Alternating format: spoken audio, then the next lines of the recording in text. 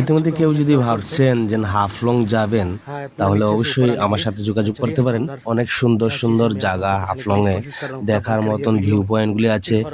তো আমি আপনাদেরকে যদি কেউ পার্সোনাল কার থাকে, কারও ড্রাইভ করে নিয়ে যেতে পারবো, আর পুরোটা জায়গাও ভিজিট করাতে পারবো। অ্যাকচুয়ালি হাফলং কিন্তু খুব একটি সুন্দর স্টেট।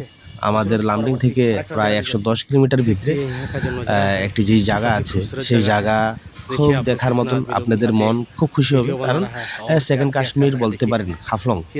যে অনেক দিকে ঠান্ডা, সব কিছুই হাফলং ঘুরে মজা আছে। ঠিক আছে, ন্যাচারাল অর্গ্যানিক অনেক কিছু খাওয়া দাওয়া অনেক কিছু পাওয়া যায় হাফলংয়ে। তো হাফলংয়ের কথা বলতে গেলে একদম কাশ্মীর। ঠিক আছে, তো চলবেন, যদি কেউ যেতে চান অবশ্যই যোগাযোগ করবেন। পার্সোনাল যদি কার থাকে বেশি সময় লাগে না, একদিনে গিয়ে ঘুরে আসা যায় প্রতিটি জায়গা সিন দেখে। হাফলং যেটি আই লাভ ডিমা হাসাও, সেখান থেকে পুরা সুন্দর একটি সূর্যর যখন অস্ত হয় সেই জায়গাটা দেখতে পারবেন, আই লাভ ডিমা হাসাও যেটা। আর এখানে দেখতে পাচ্ছেন এটাও খুব সুন্দর জায়গা রয়েছে। তো পুরোটা জায়গা আমি ক্যাপচার করি নেই, কারণ ব্যস্ততার মধ্যে ছিলাম। আর এদিকে দেখেন ট্রেনটা যেদিন যাচ্ছে, যদি ড্রোন ক্যামেরা থাকে এইসব সিন মানে মজার মতন, দেখার মতন কিছু জায়গা, সেগুলো স্মৃতি হিসেবে থেকে যাবে আপনাদের মনে। তো যদি কেউ যাত্রা করতে চান তাহলে অবশ্যই যুক্ত হতে চাইবেন।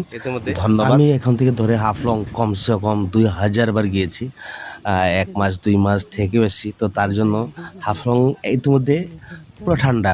ঠিক আছে, গরমের সময় অল্প হালকা গরমে, কিন্তু রাত্রে এখন হাফলংয়ে কম্বল লাগে, দুটো কম্বল লাগবে ভারী ভারী, কারণ প্রচণ্ড ঠান্ডা হাফলং। আর যখন তখন বৃষ্টি আসতে পারে।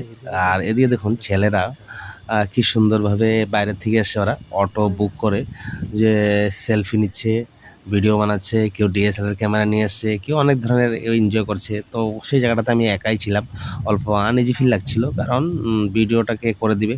তো তার জন্য নিজের মতন অল্প করে নিলাম। ঠিক আছে।